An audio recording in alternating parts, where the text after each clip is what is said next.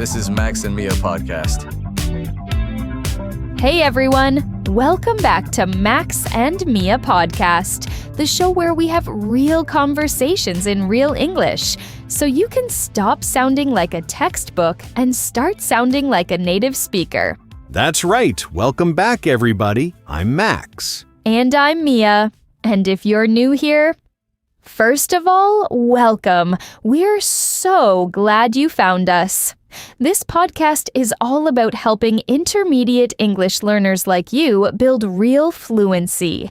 Not the kind you learn in a classroom, but the kind you need when you're talking to a native speaker and you actually want to keep up. So if you're watching right now, thank you and hey. Hit that subscribe button if you haven't already, because every episode we drop new vocabulary, real conversations, and some fun practice sections that are actually going to help you speak better. Today's episode is all about something that literally every single person deals with. Daily routines, mornings, workouts, food, sleep. All of it. And spoiler alert, neither of us has it perfectly figured out. Not even close. But that's kind of the point, right? Today we're just going to talk about our real lives, break down some really useful expressions along the way, and by the end of this episode, you're going to have some solid new phrases you can actually use. So let's just get into it. Okay, Mia. So I want to start with mornings. Because honestly, mornings are where everything either goes right or completely falls apart for me. Like, my morning sets the tone for my whole day. Oh, totally. I feel the exact same way. So, what does your morning actually look like? Like, walk me through it. Okay, so, and I'm going to be honest here. The first thing I do is absolutely not get up right away. My alarm goes off and I immediately put it off. Like, not once, multiple times. I'm talking like 3 or 4 snoozes before I actually get up. Okay, same. I thought I was the only one. I set like 4 alarms because I know I'm going to keep hitting snooze. Right? And then I finally drag myself out of bed, and the first thing I do, before I even think about anything else, is make coffee. Like, I don't function without coffee. That's just a fact. Is it just plain coffee, or do you have like a whole ritual? It's a whole thing. I grind the beans, I have a pour-over setup, I wait for the water to be exactly the right temperature. It takes like 10 minutes, but honestly, it's my favorite 10 minutes of the day. It kind of forces me to slow down before things get crazy. That's actually really nice. Mine is more chaotic. I wake up, I check my phone. I know everyone says don't do that, but I do it anyway. I scroll through my messages, check my emails, look at Instagram for like 5 minutes, and then I feel slightly guilty about it and put my phone down. Yeah, I try not to do the phone thing first thing, but I'm not always successful. Some mornings I'm really disciplined about it, and some mornings I'm just doom scrolling for 20 minutes before I realize what happened. Exactly. It's like you blink and somehow half an hour is gone. So after coffee, I try to work out. And this is something I've been really focused on lately. I want to get to the gym 4 or 5 days a week, and I also want to squeeze in about 5 kilometers of cardio throughout the week. That's kind of my current goal. Okay, how's that going for you? Honestly, some weeks I crush it. Like, I'm there every day, I'm feeling great, I'm hitting my cardio numbers, and then other weeks, the couch just wins. I don't know what it is. Like, some days the motivation is just not there and I just can't bring myself to go. Oh, I get that so much. For me, it's not even about the gym. It's just that when I'm tired or stressed, working out feels like the last thing I want to do, even though I know, and I genuinely know, that I'll feel better afterward.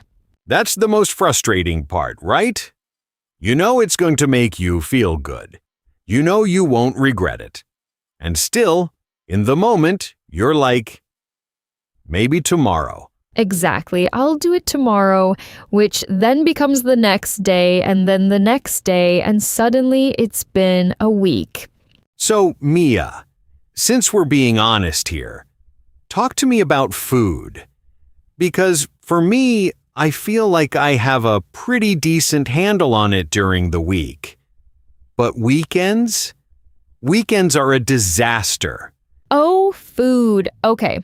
So here's my confession. I have a really bad relationship with food when I'm stressed. Like when things are going well, I eat pretty well. I try to get enough protein. I eat vegetables. I drink water. I'm doing great. But the second I'm overwhelmed or anxious about something, I will absolutely go for the chips and the cookies and whatever junk food is nearby. It's like your brain just says, forget it. We deserve this. Completely. And the thing is, I know I need to cut down on the bad carbs and the junk food. Like, I'm very aware of it. But stress eating is real and it is powerful. It is. And I think a lot of people can relate to that. Like, food is comfort, right? Especially when things feel hard. For sure. And then, of course, you feel worse afterward because you ate badly. And then that affects your mood. And it's kind of this cycle. And do you think it's emotional? Or is it just like habit? Like, did you grow up eating that way?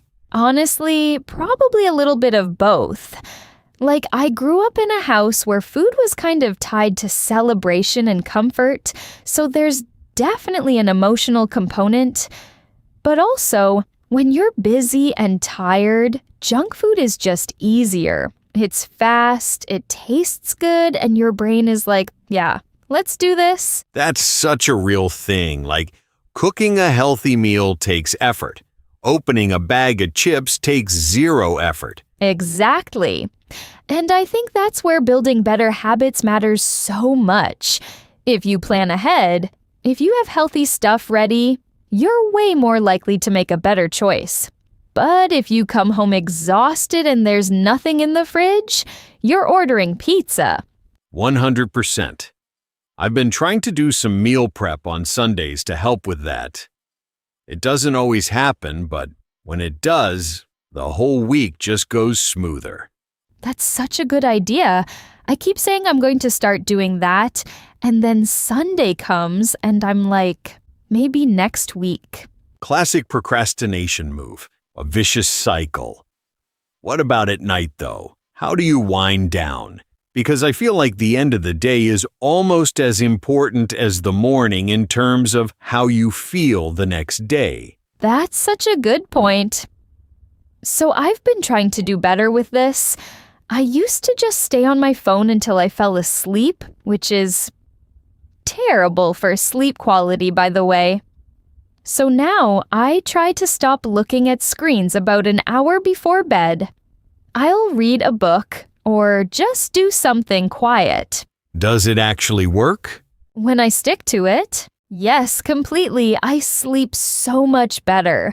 The problem is that I don't always stick to it. Some nights I'm really good about it, and other nights I'm watching YouTube videos until midnight. Okay, that's me too. I try to have a wind-down routine. Like, I'll dim the lights, make some tea, maybe do some light stretching. And I've actually found that even just turning off the TV earlier helps a lot. Like, the background noise was keeping my brain more alert than I realized. Oh, that's interesting. I never really thought about that. But it makes total sense. Your brain is still processing everything even when you think you're just chilling. Right. But honestly, it doesn't always happen. Sometimes I'm just tired and I crash. No routine, just lights out. Right, and I think that's actually fine. I think we put a lot of pressure on ourselves to have these perfect routines, and the reality is that life is just messy sometimes. Totally. You do your best, and then some days are better than others, and that's just kind of how it goes. Okay, let's stop here for a second and look at some of the expressions we just used in that conversation, because there were some really useful ones in there. Yeah, let's break these down because these are exactly the kinds of phrases that will make you sound way more natural in English. So the first one, and this is one I used a lot, is to put something off. When I said my alarm goes off and I put it off, that means I postpone it. I delay it. I don't do it when I'm supposed to. So for example, you could say, I've been putting off going to the dentist for months. Or, stop putting it off and just do it. And this is super common in everyday speech. People use it all the time when they're talking about procrastination or things they keep avoiding. Exactly, and it's really versatile. You can use it in professional contexts too. Like, we had to put off the meeting until next week. It works everywhere. And honestly, the more you use it in real situations, the more natural it becomes. Don't just learn it, use it. Try using it in a sentence today, even if it's just in your head. The next one is to work out, or the phrase to hit the gym. When I said I want to work out 4 or 5 days a week, that just means to exercise. To work out can refer to any kind of physical exercise, lifting weights, running, yoga, anything. And to hit the gym specifically means to go to the gym. So you'd say, I hit the gym 3 times this week, or I really need to work out. I've been so lazy lately. Both of those are super casual, conversational phrases. You'd never say those in like a formal essay, but in normal conversation, absolutely natural. The next one is to cut down on something. And Mia used this when she talked about food. I need to cut down on bad carbs. To cut down on something means to reduce how much you do it or consume it. Not stop entirely, just do less. So for example, I'm trying to cut down on caffeine, or my doctor told me to cut down on salt. This one is really useful because it sounds so much more natural than just saying reduce. Like, native speakers almost never say, I'm going to reduce my sugar intake. They say, I'm trying to cut down on sugar. It just sounds way more real. And the last one we want to highlight, and this is one that's going to come back at the end of the episode, is to stick to something. When I talked about having a wind-down routine, Mia said, when I stick to it, it works. To stick to a routine means to follow it consistently, to keep doing it even when it's hard. For example, I'm trying to stick to my workout schedule. Or, the hardest part of learning a language is sticking to it every day. And I love this phrasal verb because it carries this idea of effort and commitment. Like, it's not just doing something, it's making yourself do it consistently even when you don't feel like it. Perfect. Okay, let's keep moving. All right, so this is one of our favorite parts of the show. We call it textbook versus real life. And the idea is simple. We take something a lower-level learner might say, and we show you how a native speaker would actually express the same idea. Because there's nothing wrong with simple English. Simple is clear and clear is good. But at an intermediate level, you're ready to level up. You want to start adding that texture and nuance that makes you sound fluent. So let's do the first one. A beginner might say, I run 5 kilometers every week. Totally correct. Everyone understands it. But a more advanced natural speaker would say something like, I usually manage to squeeze in a 5K run during the week. And look at what's happening there. The phrase squeeze in means to fit something into a busy schedule. Like you're making space for it even though it's not easy. So by saying I managed to squeeze in a 5K, you're communicating so much more than just the fact that you run. You're saying it takes effort, it's not always convenient, but you make it happen. That's such a richer sentence, right? You could also say, I try to squeeze in a workout before work. Or, we managed to squeeze in a quick meeting between calls. It's super useful beyond just fitness. All right, second example. A beginner might say, I eat bad food. Again, correct, perfectly understandable. But a native speaker would probably say something like, I tend to binge on junk food when I'm stressed. Or maybe, I have a real weakness for bad fats. And both of those sound so much more natural and expressive. To binge on something means to eat a lot of it in one go, kind of excessively. Like you might say, I binged on pizza last night, or I binge on snacks when I watch movies. And to have a weakness for something means it's really hard for you to resist it. For example, I have a weakness for chocolate. Or he has a real weakness for online shopping. Both of those give so much more personality to the sentence than just, I eat bad food. And honestly, that's what fluency really comes down to. Not just saying the right words, but saying them in a way that feels alive and natural. And the beautiful thing about phrasal verbs like these is that once you know them, you start hearing them everywhere. In movies, in podcasts, in conversations. Your brain starts recognizing them and picking them up automatically.